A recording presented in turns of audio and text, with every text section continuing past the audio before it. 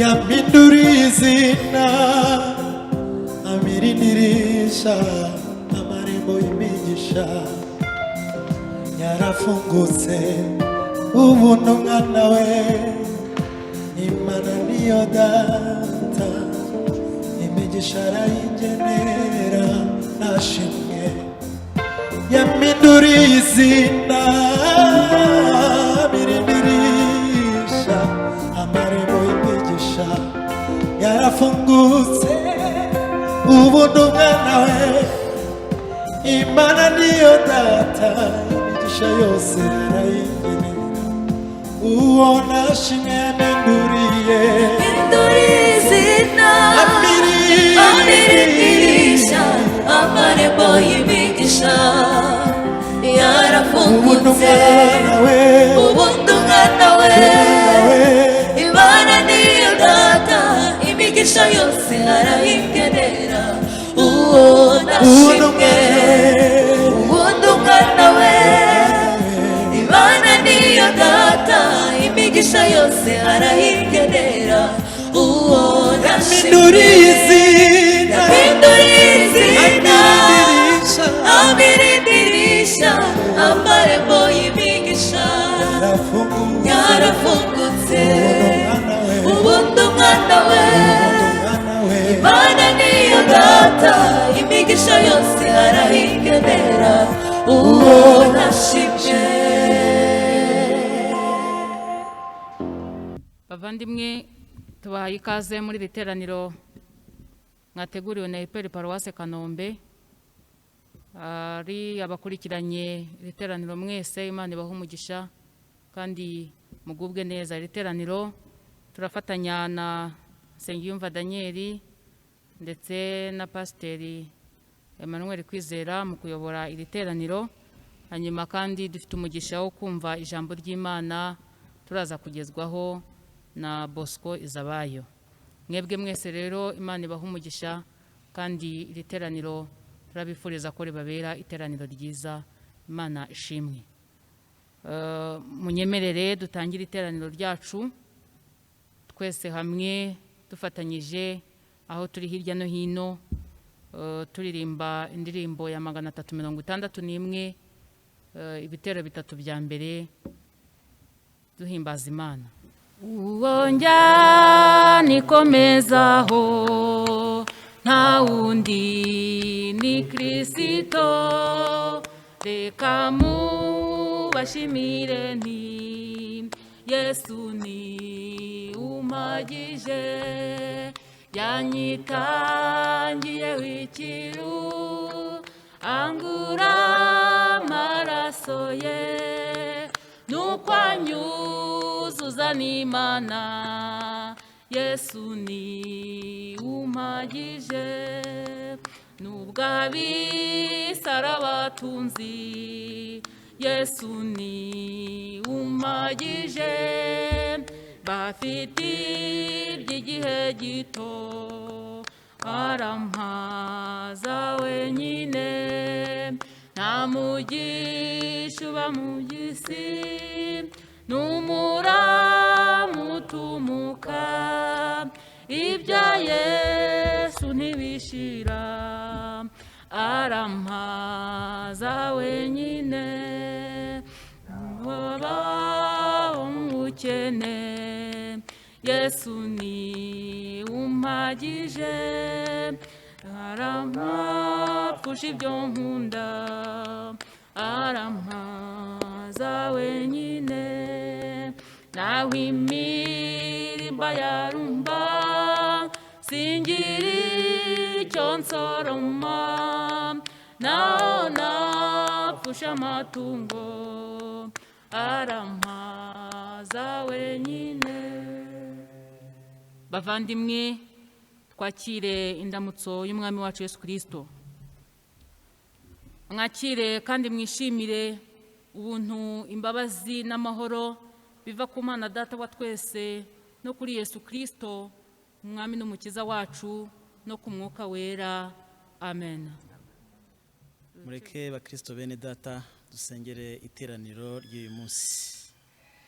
Turagushimye mwami wacu Yesu Kristo turagushimye kuri Imana igira neza, turagushimye kubwo gukomera kwawe, turagushimye data mwiza kuko wabanye natwe mu minsi yose itambutse, turagushimye data mwiza kuko ukomeje kuba mu ruhande rwacu muri ibihe bikomeye bidasanzwe.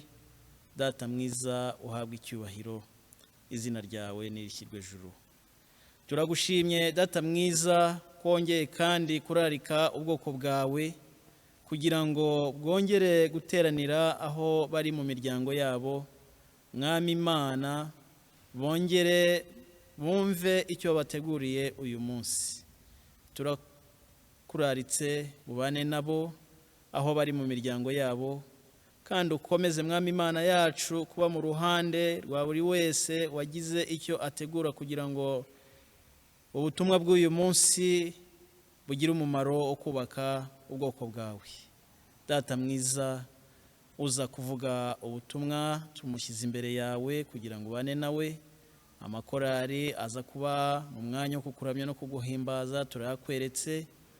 Abayobora gahunda Mwami Imana turabakweretse ngo ube mu ruhande rwabo, kandi data mwiza n'abandi bose bazakomeza gukurikirana izi gahunda turabakweretse ngo ube mu ruhande rwabo. Urakoze data mwiza kuko wumvise gusenga kwacu. Ni mu izina rya Yesu Kristo tubisabye twizeye, amen. Bavandimwe, dukomeze duhimbaza izina ry'Imana dusoma Zaburi y'124. Dusingize izina ry'Imana dusoma Zaburi y'124. Yaba Uwiteka atari we wari mu ruhande rwacu, aba ariko Abisiraheli bavuga none. Yaba Uwiteka atari we wari uri mu ruhande rwacu ubwo abantu baduhagurukiraga, baba baratumize bunguri tukiri bazima, ubwo umujinya wabo wacanwaga kuri twe.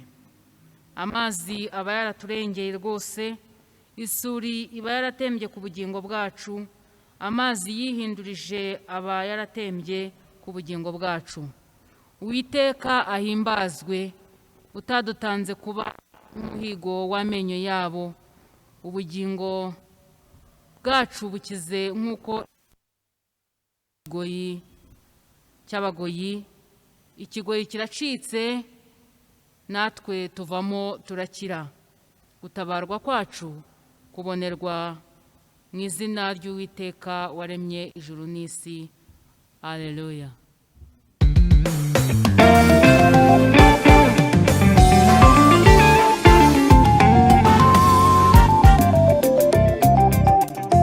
Takwizera mbere kuwa mbere, ngeze ku cyumweru, mbere mu kwa mbere umwaka ushire, nzahora ngusunga. Takwizera mbere kuwa mbere, ngeze ku cyumweru, mbere mu kwa mbere umwaka ushire, nzahora ngusunga.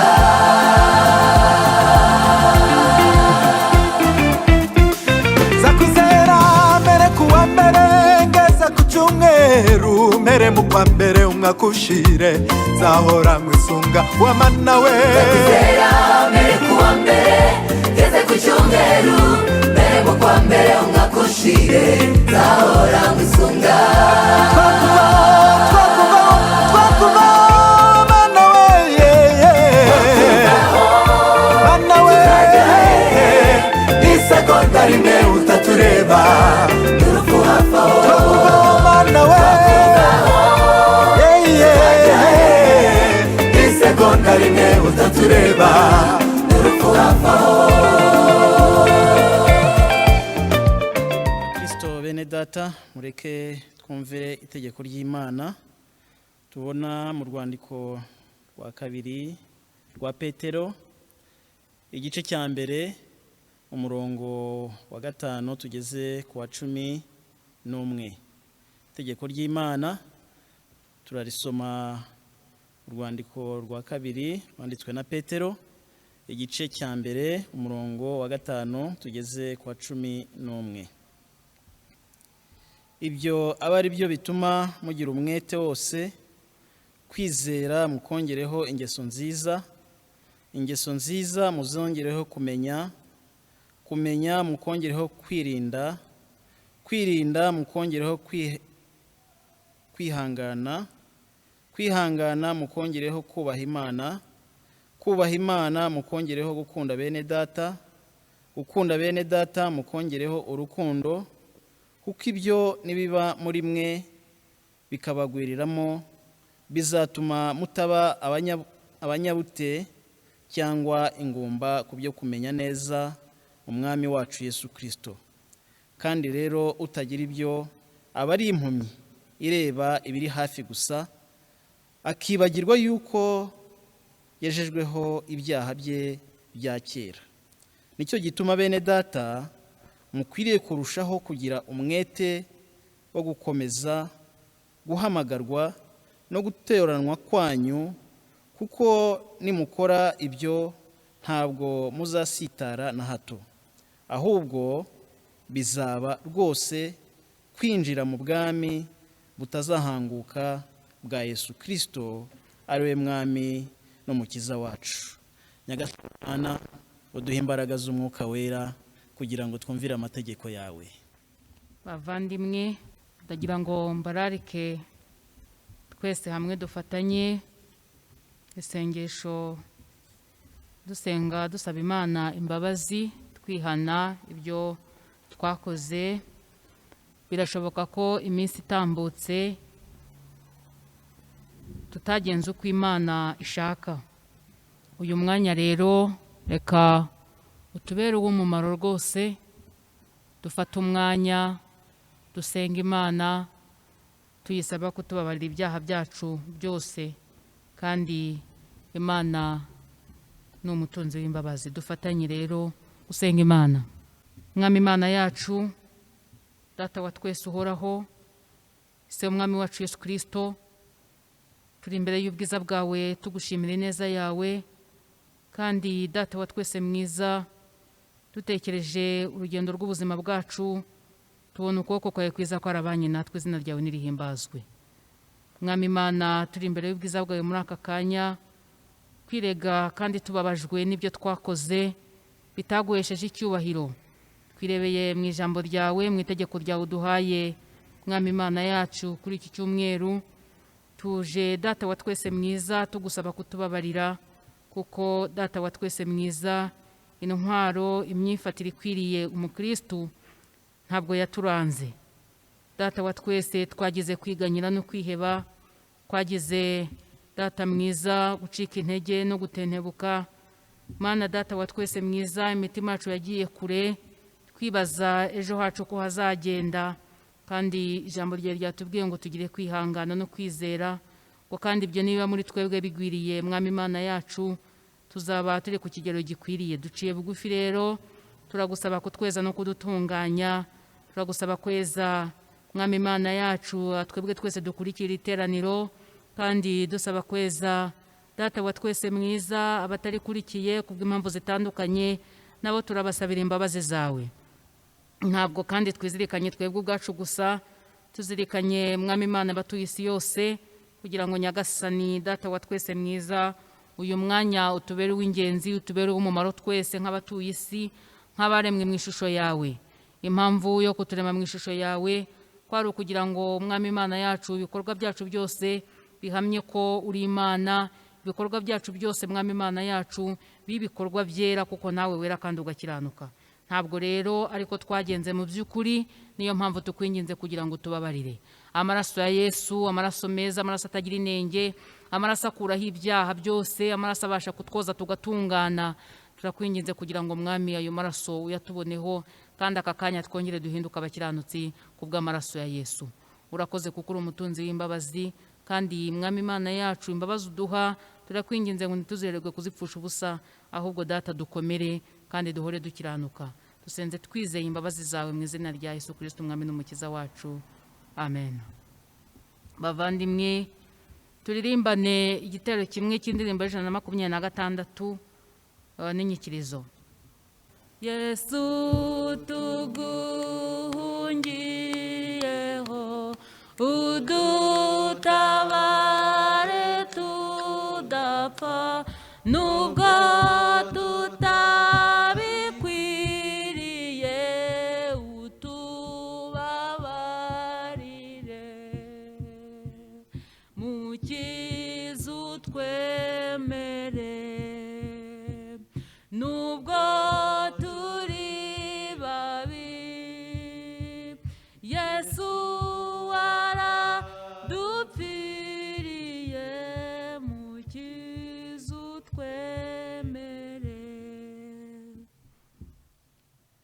bavandimwe, iyo twicujije ibyaha byacu kandi tukihana rwose tukiyemeza kubizinukwa, Imana yacu itugirira imbabazi abihannye ibyaha twese.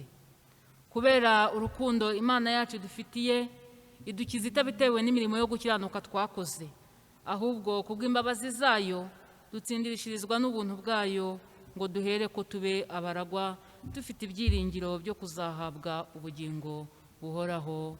Amen. Imana ishimwe kubw'imbabazi zayo, kandi Imana ihabwe icyubahiro kuko itugenera imbabazi uko bwije n'uko bukeye. Dufite Imana nyamana, dufite Imana nyamana, Imana itabura kuboneka mu byago no mu makuba. Dufite Imana nyamana, dufite Imana nyamana, Imana itabura kuboneka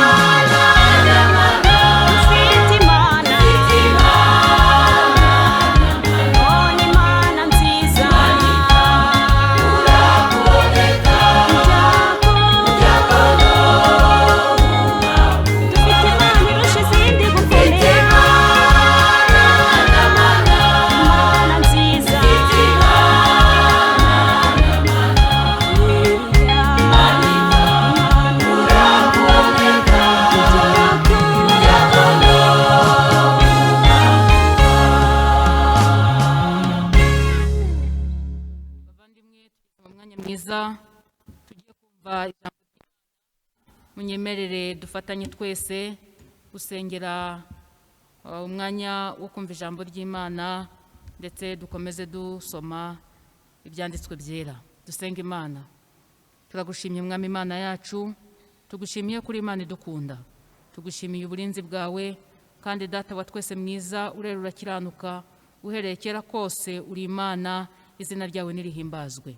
Turagushimiye ko waduhaye Data wa twese mwiza uyu mwanya mwiza wo kuba muri iri teraniro ryera. Turakwinginze Data wa twese mwiza kugira ngo ukomeze kubana natwe, kandi dusengeye uyu mwanya mwiza twinjiyemo kumva ijambo ryawe ukoresheje Data wa twese mwiza wateguye kuri uyu munsi. Mwami, turakwinginze kugira ngo ube hagati yacu, kandi Data wa twese, abantu twese aho duteraniye hirya no hino dukurikira iteraniro, ndasenze kugira ngo umuntu wese ube mu ruhande rwe, kandi iri jambo Data wa twese mwiza ritubere inkomezi muri ubuzima bwacu bwa buri munsi. Kandi Mwami Imana yacu, ijambo wadutumyeho kuri uyu munsi Data wa twese mwiza rigire aho ridukura, rigire naho ridushyitsa mu buryo bwo kwizera no kugukiranukira. Uri Imana yacu bwite, dusengeye wateguye kugira ngo ubane nawe umugirire neza, mu izina rya Yesu Kristo. Ubwe ntabwo yabasha kumenya ibyo abakurikiranye iri teraniro bakeneye, ariko wowe uri Imana ituzi twese kandi irondora imitima yacu. Ndakwinginze ngo ibyo imitima yacu ikeneye bimunyuzemo, maze twebwe twese duhembukire imbere yawe. Urakoze kuko uri Imana Data wa twese, duheje imbaraga zose z'umwijima bitavuga izina ryawe byose bicecekera imbere yawe, mu izina rya Yesu Kristo. Kandi Data mwiza w'imbabazi, ubuntu bwawe bukomeze kuganza uhereye none ukageza iteka ryose. Dusenze twizeye mu izina rya Yesu, amen. Ijambo ry'Imana turarisoma Zaburi ya 23, dusome duhereye ku murongo wa mbere tugeze ku murongo wa 6. Zaburi ya 23 duhereye ku murongo wa mbere turangize iyo zaburi n'umurongo waho wa 6. Dusome mu izina rya Yesu.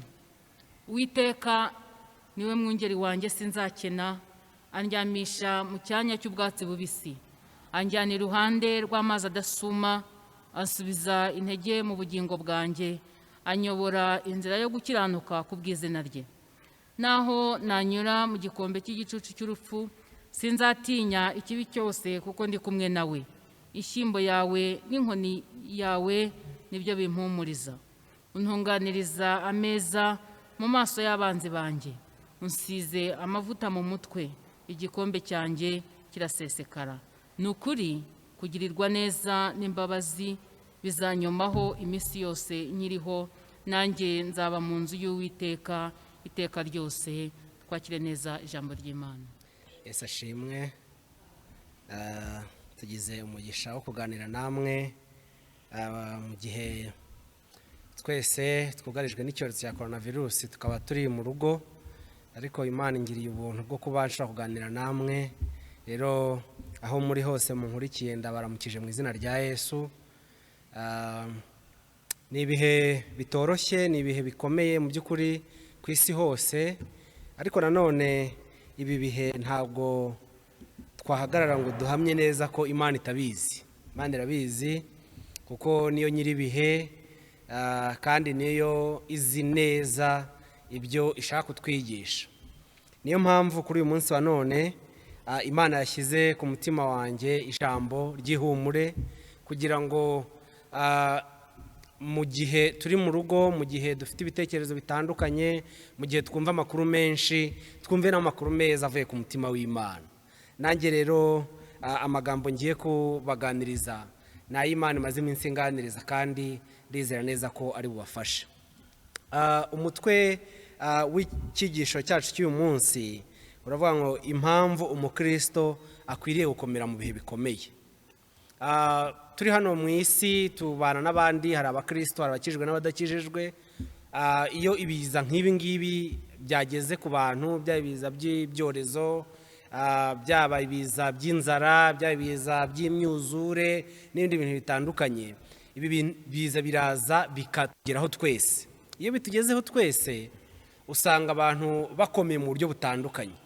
Umunyamasengesho umwe niwe uhagaze aravuga ngo ikibazo si ibibazo, ngo ahubwo ikibazo naho bigusanze. Kandi n'abakristo twese turabizi hari igihe uhura n'ikibazo gikomeye ariko kikagusanga uri mu bihe byiza ufite ukuntu ubanye n'Imana. Ikindi gihe ukazahura n'ikibazo mu gihe udafitanye ibihe byiza n'Imana. Iyo ubikurikiranye neza usanga ibibazo imbaraga byakugezeho bitandukanye muri ibyo bihe byombi bitewe n'aho bigusanze. Rero ikibazo si ibibazo, ahubwo ikibazo ni uko wowe bisanze uhagaze, nk'uko ijambo ry'Imana ritubwira. Rero twasomye Zaburi ya 23. Ni Zaburi itwereka ikigereranyo cyiza cy'uburyo umushumba yita ku ntama. Bibiliya itubwira ko umwami Yesu ari umushumba mwiza. Ni umushumba mwiza kubera ko yita ku ntama, kandi umushumba mwiza dusanga hari ibintu akora. Icya mbere ngo atuyobora mu cyanya cy'ubwatsi butoshye. Ni ukuvuga ngo impamvu atuyobora mu cyanya cy'ubwatsi butoshye si ikindi, ni uko tuba twahuye, twebwe intama tuba twahuye n'ikibazo cy'amapfa. Haleluya! Duhura n'ikibazo cy'amapfa, hanyuma ikibazo cy'amapfa umushumba mwiza, umwami wacu, akatujyana ahantu hari igishobora kugikemura. Atujyana ku iriba ry'amazi, amazi meza, amazi afutse. Impamvu ni uko tuba twahuye n'ikibazo cy'inyota, ndetse ngo adutegurira ameza imbere y'abanzi bacu. Ni ukuvuga ngo tuba twahuye n'ikibazo cyo kwangwa. Ni ukuvuga ngo umushumba mwiza cyangwa se umushumba yaragiye intama, ku baragiye barabizi, amatungo asanzwe mu gasozi, iteka umushumba nta kindi kintu aba ari gutekereza. Aba ari gutekereza, inka zanjye zirabona ubwatsi hehe, ndabona hateye amapfa, reka nshaka ukuntu nazijyana ahandi hantu hafi y'amazi, yenda hari ubwatsi buhari. Ndabona hari ikibazo cyateye se cy'indwara, tugomba gushaka imiti. Izuba ryacanye, tugomba gushaka inka zishoka. Muri ubwo buryo umushumba ahora ahangayikiye intama, ahora ahangayikiye inka, ahora ahangayikiye amatungo ye muri rusange aragiye. Uyu mushumba rero nta kindi kintu aba ari gutekereza. Rimwe na rimwe yibagirwa n'ibibazo bye, rimwe na rimwe yitangira amatungo aragiye. Ndetse ugasanga aho abanyarwanda bageze bakavuga ngo ushaka inka aryama nkazo. Ni ukuvuga iki? Ni ukuvuga ngo ahantu inka ziryamye umushumba aragenda akaharyama, kubera azi neza ko n'ubundi ubuzima bwe ntabwo yabutandukanya n'ubuzima bwiza aragiye. Ariko ni umushumba w'umunyabyaha wo mu isi. Ni twebwe abantu b'abanyabyaha rimwe na rimwe ushobora gufata n'iryo tungo ukarigurisha.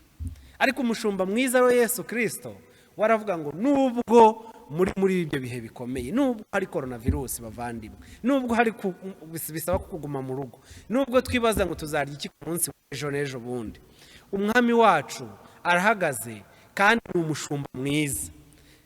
Ni umushumba mwiza utekereza akavuga ati aba bantu nubwo muri guma mu rugo hari ikintu ngiye gukora. Dufite ubuhamya bwinshi bw'abantu muri mu rugo mushobora kutubwira namwe mu muntu abaye mikrofone, bati nubwo tumaze ibyumweru 2 mu rugo twabonye ukuboko kw'Imana. Yesu ashimwe cyane. Ndumva nabatumiraho muri mu rugo buri muntu akagira ikintu atubwira, ariko ndabizi ko mushobora kukiganira hagati yanyu muri mu rugo ngo muteraniye. Hari ukuboko kw'Imana kuri buri muntu wese, kuko dufite umushumba mwiza udushugurikira, akaba azi neza ngo kwa runaka bafite ikibazo iki n'iki, reka mbuze amahoro mwene data aboherereze mobile money. Ndabizi neza mushaka kumubamya muri kino gihe. Cyangwa se reka nkoreshe undi muntu b'umuturanyi baturanye, abaza ati se mwabonye icyo murya. Uwo ntabwo ari we byaturutse, ahubwo umushumba mwiza niwe wamubwiye ati nyaboneka gira ikintu utekereza kuri bariya bantu. Bibiliya itubwira rero ko ikintu cyangombwa tugomba kumenya ni uko turi abana b'Imana. Usibye no kuba intama ze, turi n'abana be. Kuba turi abana b'Imana rero, nkunda kwigisha ibintu bijyanye n'ubuzima bw'umuryango. Ababyeyi baba bitaye cyane ku kumenya ko abana babonye icyo kurya, baba bitaye kumenya ko abana babonye icyo kwambara, baba bitaye ku bibazo by'abana babo. Abo ni ababyeyi bo mu isi, twebwe dufite abana ariko tukaba tudashobora byose. umwami wacu Imana nyiribihe yaremye ibintu byose ni data. Bibiliya bitubwira muri Yohana igice cya 1 umurongo wa 12 n'uwa 13 bavuga ngo cyakora bamwemeye bose bakizera izina rye yawe ubushobozi bwo kuba abana b'Imana. Ku murongo wa 13 bakavuga ngo ibyo ntibyavuye ku bushake bw'umugabo, ngo ahubwo abo ngabo barabyawe n'Imana. Haleluya. Niba twarabyawe n'Imana, Imana ikaba yaradushyize hano ku isi, Imana ikaba itwitayeho, biranatubwira ngo iduhetse ku mugongo wayo. Ese mutekereza ko ishobora kutureka muri ibi bintu uko turi muri guma mu rugo cyangwa uko dufite icyorezo cya coronavirus? Ntabwo bishoboka. Uwo mwami wacu rero uhora aduhangayikiye, uwo mwami wacu uhora adushugurikira, nawe unatekereje ubuzima bwawe uyu munsi wasanga hari ahantu agenda gucira akayira. Rimwe wagiye ubura akazi, wabura akazi ariko mu by'ukuri ukabona Imana iguciriye akanzu. Muri bimwe wagiye buri shuri ukabona Imana iguciriye akanzu, ubonye umuntu waguha minervare. Rimwe wagiye ugira gutya, buri muntu wese yitekereje agasubiza amaso inyuma. Wasanga hari uburyo Imana yakwitayeho mu buryo butangaje. Mu kwibuka rero ibyo ngibyo, nk'uko Dawidi nawe yabyibutse ubwo yari ageze imbere ya Goliyati ahagaze mu izina ry'Uwiteka Imana, yaributse aravuga ngo ubwo narindagiye intama za data, ubwo narindagiye ndiyo mu gisambu kure, idubu ryarazaga, Uwiteka Imana intare yarazaga nkayifata nkayishwanyura kubera ko Imana yabaga yanshoboje. None data mwiza, uyu mufilisiti utarakebwa uri imbere yanjye, ndabizi neza ko utananirwa kumungabiza. Natwe rero bene data dushobora gusubiza amaso yacu inyuma tukareba tukavuga mbese ni iki Imana yadukoreye mu bihe byashize. Hari guma mu rugo yabaye mu kwa gatatu, hari ibihe bitandukanye byabayeho kino gihugu, murabizi twanyuze mu bihe bitandukanye mu mateka yacyo. Hari ikintu Imana yagukoreye, hari n'ikindi wumvise Imana yakoreye mugenzi wawe. Ibyo byose imbaraga z'Imana ziracyari kandi ntabwo Imana ihinduka. Turi abana bayo, turi intama zayo, ntabwo Imana ishobora kudusiga. Ari nayo mpamvu nababwiye ndi gutangira yuko impamvu umukristo akwiriye gukomera nuko nubwo ibi byose bitugeraho, Imana irashaka ko dukurikira umushumba wacu, ari we mushumba mwiza, wa wundi utuyobora mu cyanya cy'ubwatsi bubisi, wa wundi utwigisha inzira yo gukiranuka nk'uko twabisomye muri Zaburi ya 23, wa wundi utugira inama. Ari nayo mpamvu yaduhaye umwuka wera kugira ngo abane natwe ibihe byose, kuko umwuka aba ahantu hose kandi igihe cyose atugira inama, atubwire icyo twakora muri kino gihe. Uwo mushumba mwiza rero arashaka ko tumukurikira, nicyo kintu cya mbere, niyo mpamvu ya mbere. Nitumukurikira, hari umuririmbyi yaravuze ngo tumbira Yesu, ngo numutumbira ngo uzasa nawe. Buri uyu munsi wa none uhisemo gutumbira ibibazo bihari, wasa nabyo, byakwica. Kuko wayitekereza ati se noneho ibintu bizarangira ryari, wabyibaza ugasanga ntabwo ufite igisubizo.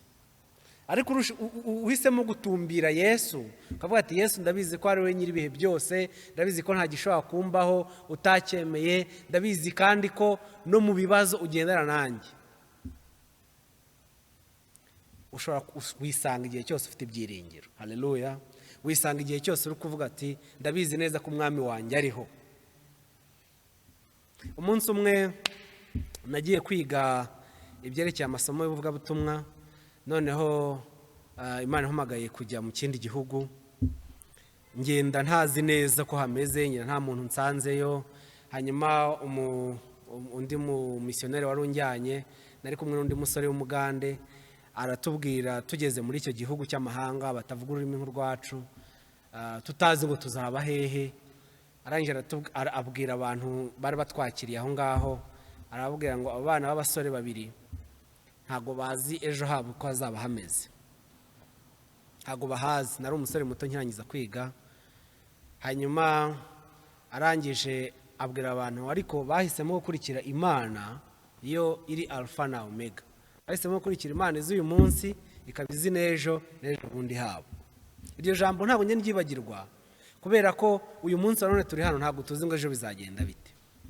Ariko iyo duhisemo gutumbira Yesu, iyo duhisemo kuvuga ngo mwami ubuzima bwanjye mbushyize kuri wowe, ni wowe wenyine nzaya nitabaza mu gitondo uko mbyutse, nkakwitabaza nimugoroba uko ndyamye, nkakwitabaza ku manywa mu gihe ndi mu kazi kanjye, nkakwitabaza ndi mu rugo muri kino gihe ntazi ngo bizarangira ryari, twisanga dufite amahoro menshi. Ari nayo mpamvu Pawulo yandikiye Abaroma mu 15 umurongo wa 13 arandika ngo Imana nyir'ibyiringiro ibuzuza umunezero wose n'amahoro biheshwa no kwizera, kugira ngo murusheho kwiringira mubiheshejwe n'imbaraga z'umwuka wera. Imana nyir'ibyiringiro ibuzuza umunezero wose n'amahoro. Ndabizi ko kino gihe atari cyo kuvuga amahoro n'umunezero, abantu bafite ibibazo bitandukanye, ariko Pawulo abwira Abaroma ibi ngibi bari bafite ibihe bigoye nabo. Itorero ryari riri mu kaga, mujya mwumva amateka y'itorero. Pawulo arangije arababwira ngo Imana ibuzuza umunezero n'amahoro biheshwa no kwizera. Iyo tuvuze kwizera, iyo haje mu ijambo kwizera haba hari ibibazo bituma umuntu atagendera ku byo abona cyangwa ku byo yumva gusa, atagendera kuri situwasiyo imuzengurutse, atagendera ku bibazo bihari cyangwa ku byo abona, kubera ko Bibiliya tubwira ngo umukiranutsi abeshwaho no kwizera. Twizera ko Imana yacu ari data kandi atwitayeho nubwo ibintu bimeze gutya. Twizera ko Imana yacu tuyikurikira kubera ko ari umushumba mwiza udushugurikira, uzi neza icyo dukeneye, uzi neza ibibazo byacu, niyo tubifite turabimubwira. Aho ngaho rero niho Pawulo yababwiye ati Imana nyir'ibyiringiro ibuzuza umunezero wose n'amahoro biheshwa no kwizera, kugira ngo murusheho kwiringira mweshejwe n'imbaraga z'umwuka wera. Ari nayo mpamvu yakobeje mu Baroma, mu Baheburayo ibice biri umurongo waho wa 18 arabwira ngo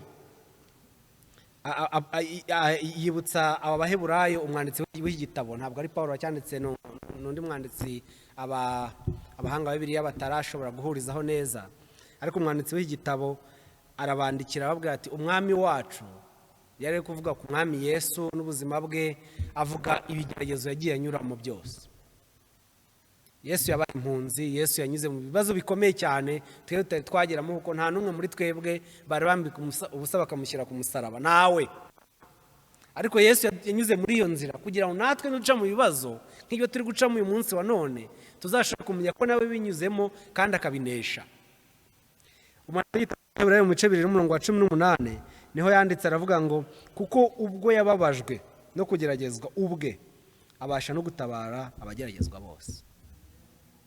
Ni ukuvuga ngo ibi turi kunyura mu mwami wacu yabinyuzemo, ibihe turimo umwami wacu yabinyuzemo, kugira ngo nitujya tumutabaza tutazaba twumva tumutabaza umuntu utaranyuze muri ibyo bintu, ko yari umuntu 100% ari n'Imana 100%. Yesu ashimwe cyane.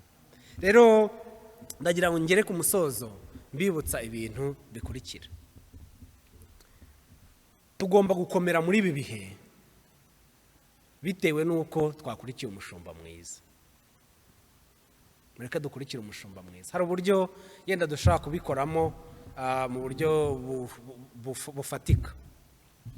Ubwo turi mu rugo muri kino gihe, mureke tugire umwanya udahinduka wa buri munsi nk'umuryango, duhore dusome ijambo ry'Imana tunasenge.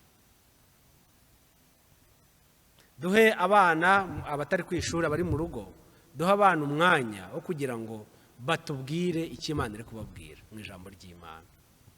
Abakiri bato cyane tubasomere tubasengere, ariko tugire umwanya mu miryango uhoraho. Nta Sunday school ihari, birasaba ko ababyeyi twese tuba abarimu ba Sunday school b'abana bacu.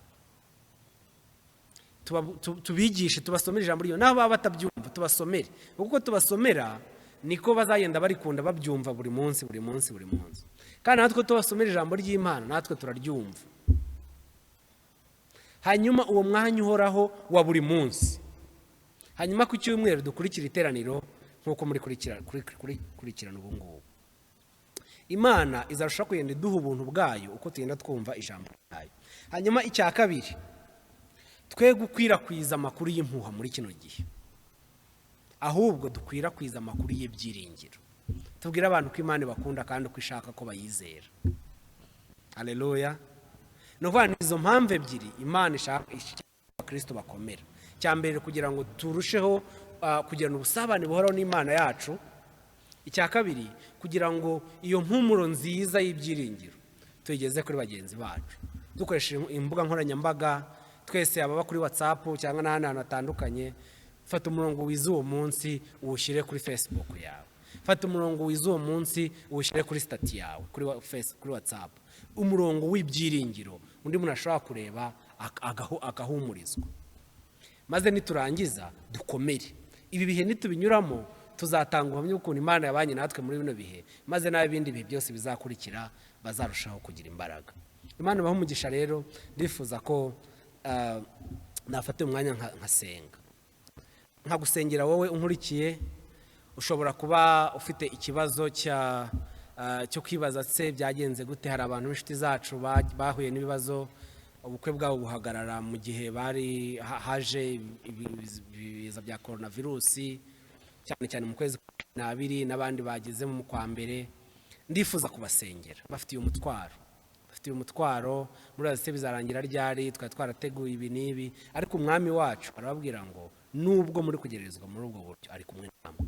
Mukomere, musenge, muganiriza abakuru b'itorero, muganiriza abapasiteri, babasengere, babagira inama mu bihe muri mu byo kugeragezwa. Harimo n'abandi bafite ibindi bibazo bitandukanye. Namwe ndifuza ko dufatanya tugasenga tukabwira Imana ngo Mana uduhe kugira ngo umutima wacu ube hafi y'uwawe muri kino gihe. Uturinde kujarajeza imitima yacu ku buryo twava mu byizerwa.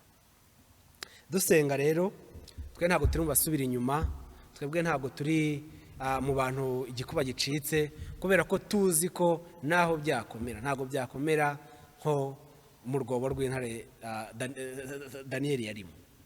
Intare zimureba gutya zishonje, bazishonjesheje. Niyo byakomera ntabwo byakomera kurusha iby'umwami wacu yanyuzemo akajya ku giti cyo ku musaraba, kandi byabikoze kugira ngo ngewe uyu munsi nawe aho ngaho uri ukomere. Reka rero dusenge. Mana, mu izina rya Yesu, ndagushimiye ko uri Imana y'ibihe byose. Ndagushimiye ko uri Imana idahinduka, kandi ndagushimiye ko uri umushumba mwiza, uri umwungeri mwiza, uri umwungeri umenya intama zawe zumva ijwi ryawe, ndetse ngo ntawe uzazivunira mu kuboko kwawe, kuko wowe uruta twese, ntawe ushobora kuzikura mu kiganza cya Data. Urakoze rero Mwami kubw'uyu mwanya uduhaye kumva ijambo ryawe, yuko dufite impamvu zo guhagarara tugakomera muri kino gihe, tugakomera dukomejwe nuko tugukurikira, nuko dukurikiye umwungeri mwiza ari we Yesu, kandi tukabishyira mu bikorwa mu miryango yacu ahantu turi uyu munsi wa none. Dusoma ijambo ry'Imana, dusengera hamwe, kandi tukabwirana amagambo y'ibyiringiro, kandi kugira ngo dushobore gukomeza abandi, kubera ko twe turi ambasaderi b'ubwami bw'Imana hano ku isi. Urakoze rero kutugiriye neza, urakoze kudufashije. Dusengeye by'umwihariko abavandimwe bacu bafite ibibazo by'ibyo kurya muri iyi minsi, bafite ibibazo by'amabizinesi yabo yahagaze bakaba bahagaritse umutima, bafite ibibazo by'uko imirimo itandukanye yahagaze, bafite ibibazo byo kutagira Mwami ibintu by'ibanze. Turagusabye kugira ngo Data ababifite uduhe uburyo bwo gushobora kubigeza ku bandi, kandi Data mwiza turagusabye kugira ngo abe ari wowe ukora ku mitima y'abantu bawe, kugira ngo Mwami abantu bose bashobore kubaho nk'uko ubishaka. Dusengeye abavandimwe bacu bari bafite ubukwe muri iki gihe bakaba batazi ukuntu babigenza. Mwami wowe nyirihumure ryose, ubahe umunezero mwinshi, ubahe Mwami gutumbira no kumenya ko ari wowe uzi byose, kandi ku gihe nikigera gikwiriye Mwami bazabana. Urakoze rero ko amahoro yawaganze imitima yabo, nubwo bisa nk'ari mu bihe bitoroshye kuri bo. Urakoze ko n'abandi Mwami twese tuhungira kuri wowe, kubera ko ari we byiringiro bizima. Icyubahiro cyawe kiganze. Dusengeye Mwami abatuye isi bose kugira ngo utworosoreho iki gicu cya COVID-19. Dusengeye inzego z'ubuzima kugira ngo Data mwiza abari gukora ikintu gishya bashobore kubona Mwami uburyo bwo guhangana n'iki kibazo. Dusengeye guverinoma yacu y'u Rwanda by'umwihariko kugira ngo Data mwiza ubayobore Mwami mu byemezo bafata, ndetse n'ingamba zo kwirinda iki cyorezo, kugira ngo Data mwiza abari wowe utegeka, kandi abari wowe Mwami ubagira inama. Urakoze ko bagiriye neza, ko bafashije Mwami ibyo bakora kugira ngo bayoborwe nawe. Kandi Mwami turabasengeye kugira ngo ubongere imbaraga, ubongere Mwami imbaraga zo kugira ngo bashobore gukomeza gufasha abanyarwanda Mwami wabahaye kuyobora muri kino gihe. Urakoze rero kugize neza, urakoze kudufashe twese ukaduha mwami no kugendera ku mabwiriza tudashyizemo resistance z'uburyo bwose kugira ngo ahari mwami tudahagarara tumeze nk'ibigande imbere yabo wimikisha amavuta yawe. Urakoze kugize neza rero kandi urakoze kudufashe muri byose, tusibe twizeye mu izina rya Yesu, amen. Imana ibahe umugisha.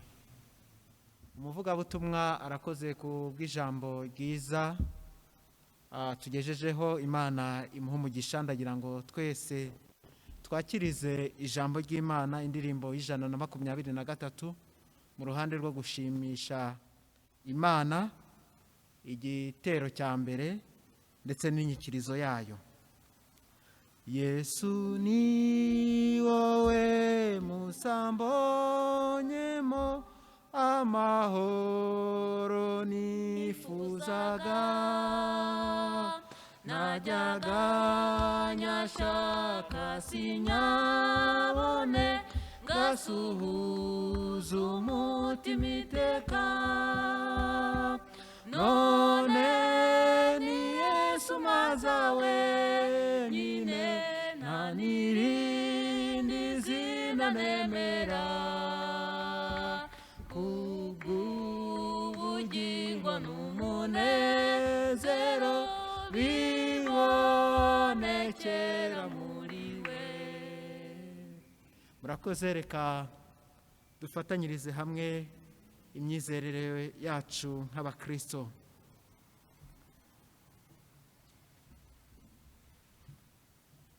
Nizeye Imana Data wa twese ushobora byose, umuremyi w'ijuru n'isi. Nizeye Yesu Kristo umwana wawe w'ikinege, umwami wacu, wasamwe kubw'umwuka wera, abyarwa n'umwari Mariya, yababajwe ku ngoma ya Ponsiyo Pilato, yarabambwe, arapfa, arahambwa, amanuka ikuzimu, ku munsi wa gatatu azuka mu bapfuye, azamuka mu ijuru, yicaye iburyo bw'Imana se ushobora byose, niho azabaje gucira urubanza abazima n'abapfuye. Nizeye umwuka wera, ndemera itorero ryera ry'abakristo bose n'ihuriro ry'abera, no kubabarirwa ibyaha no kuzuka kw'imibiri n'ubugingo budashira, amen. Bavandimwe, turimo kugenda dusatira umusozo w'iteraniro ryacu ryera. Turagira ngo twinjire mu mwanya wo kwakira amatangazo. Reka twakire umushumba wa paruwase atugezeho ibirangwa by'uyu munsi. Bavandimwe, dushimiye Imana ikomeje kubana natwe muri bihe bigoye. Twagiye tubona ukuboko kw'Imana, kandi Imana yakomeje kutubera umubyeyi mwiza kugeza n'uyu munsi ndetse no mu gihe kizaza. Imana ishimye. Turashimira ko ikomeje kutugenera ibihe byiza byo guhemburwa mu bugingo bwacu, duha ijambo ryayo. Tunashimira ko yabanye natwe muri iri teraniro. Namwe mwese mwarikurikiranye, Imana ibahe umugisha. Turabashimira kandi mwebwe mwese mukomeje gutanga inama, kwita ku murimo w'Imana, mugatanga inama, mugatanga ibitekerezo byanyu kugira ngo uyu murimo urusheho gukorwa neza muri ibi bihe. Ariko kandi si ibyo gusa, turanabashimira ko mukomeje kuzirikana n'umurimo w'Imana ukorerwa muri paruwase yacu. Mu gihe umuntu agize icyo abona akazirikana n'umurimo w'Imana nk'uko dusanzwe tubikora, tumaze igihe tubimenyereye. Imana ibabahera umugisha mu buryo dutangamo ituro dukoresheje momo ya paruwase ndetse na konti ya paruwase iri muri banki ya Kigali. Imana rero ikomeze kubaha umugisha kandi ikomeze kubuzuriza aho mukura, kandi turanabashishikariza gukomeza gufashanya kugira ngo ubuzima bushoboke.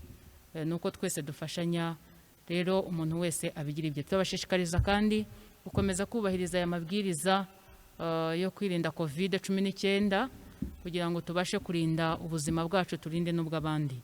Mu by'ukuri nidukomeza kwirinda tukarinda n'abandi, tukubahiriza amabwiriza yose duhabwa, Imana iri mu ruhande rwacu kandi nta kabuza tuzatsinda. Mukomere rero kandi mukomeze kugira ibihe byiza mu muryango. Imana ibahe umugisha. Bene data, tugeze mu mwanya mwiza wo gusengera ibyifuzo byacu. Ndagira ngo mbararike mwese aho muherereye mu miryango iwanyu, dufatanye gusenga Imana, dusengera ibyifuzo dufite muri iki gihe cya none. Dusenga Imana. Mwami Imana yacu, Imana idukunda kandi Imana itwitaho. Turakunezerewe cyane kuko wabanye natwe muri iri teraniro. Tugushimiye ijambo ryiza, ijambo rikomeye twumvise ritwibutsa ko tugomba kuguma kuri wowe umwungeri mwiza, kandi ni wowe utugenera ibidukwiriye kandi mu gihe gikwiriye. Mwami Imana ushimwe kandi uhabwe icyubahiro kuko uhora uvugana natwe mu ijambo ryawe. Mwami Imana, muri iri teraniro ntago twasoza tutakweretse ibyifuzo by'ubwoko bwawe, cyane cyane muri iki gihe ubuzima bw'abantu buri mu kaga kubera icyorezo cya coronavirus. Mwami Imana, turasengera abantu bose cyagizeho ingaruka, abo Mwami Imana cyateje ubukene, abakirwaye, Mwami Imana n'ababuze ababo kubera iki cyorezo. Iyo mitima yose Mwami Imana iri imbere yawe irataka, iragukeneye. Turinginze cyane kugira ngo ubwoko bwawe ubugirire neza, abafite ibyo bakeneye, ababuze ibyo kurya Mwami Imana ubacira inzira babashe kubibona, abafite imitima ikomeretse kubwo kubura ababo ubakomeze, ubahumurize. Kandi Mwami Imana n'abarwaye iki cyorezo bari gutaka, bari mu mavuriro atandukanye, bari mu ngo zabo, ukuboko kwawe kwiza kwa kundi gukiza kubagereho Mwami Imana ubakize. Turasenga Mwami Imana dusengera abadafite akazi, ababuze akazi, kugira ngo nabo ubacire inzira kaboneke, ab'imishinga yabo yahagaze kubera iki cyorezo, abahombye za business zigahagarara, Mwami Imana ubiteho kandi ugenda bagaragariza ineza yawe. Turasengera cyane Mwami Imana abari bafite imishinga y'ubukwe muri iki gihe ikaba yarahagaze, Mwami Imana bategereje ko iki cyorezo kigenza make, Mwami Imana ubukwe bukongera bugakorwa. Ubahe kwihangana, ubahe gutegereza bihanganye kandi ubakomeze. Turasengera itorero ryawe muri iki gihe kugira ngo uryongerere imbaraga abakozi bawe, abakora umurimo wawe mu buryo butandukanye. Imbaraga zawe z'umwuka wera Kristo zibagereho kugira ngo bahagarare bashikamye, ubutumwa bwawe bukomeze kubwirizwa, urukundo rwawe rukomeze kugera ku bwoko bwawe. Girira neza imiryango yacu aho tuba umunsi ku munsi, uburinzi bwawe bukomeye bukomeze kuyibaho kugira ngo tukomeze kuguhesha icyubahiro aho duherereye, haba mu miryango yacu, yaba aho dukorera muri iki gihe cya none. Uri Imana rero itwitaho, kandi ineza yawe twagiye tuyibona ibihe byagiye bitambuka. Twizeye ko na n'uyu munsi uri kumwe natwe, ukomeze kutugira neza no kutwitaho muri byose. Tubyambaje tubyize mu izina rya Yesu Kristo umwami wacu, amen. Bavandimwe, tugeze mu mwanya mwiza, umwanya wo kwisabira umugisha w'Imana. Ndagira ngo twese twakire umugisha w'Imana. Baragije Imana n'ijambo ry'ubuntu bwayo ribasha kububaka no kubahana ibiragwa n'abera bose. Nuko rero mube maso, mwirinde ubwanyu, murinde n'itorero ry'Imana. Kugira neza no kugira ubuntu ntimukabyibagirwe, kuko ibitambo bisa bityo ari byo binezeza Imana. Mwumvire ababayobora, mubagandukire mu bitunganye byose, kandi Imana nyiramahoro ibatunganye rwose mu byiza byose kugira ngo mukore ibyo ishima. Kandi Uwiteka we mwungeri mwiza abahe umugisha, abarinde. Uwiteka Imana yacu ibamurikishirize mu maso hayo, ibagirire neza mwebwe ubwanyu n'abanyu bose, mu izina rya Data wa twese, iry'Umwana n'iry'Umwuka wera, amen. Mugire icyumweru cyiza.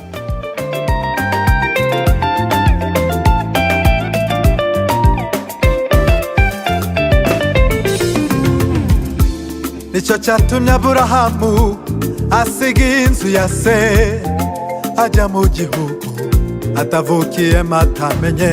Nicyo cyatumye Aburahamu asiga inzu ya se ajya mu gihugu atavukiyemo atamenya. Kwizera niko kwatumye asiga inzu ya se ajya mu gihugu atavukiyemo atamenye. twakuvaho Mana we tukajya hehe n'isegonda rimwe utatureba. urupfu hafaho Mana we tukajya hehe n'isegonda n'urupfu hafaho.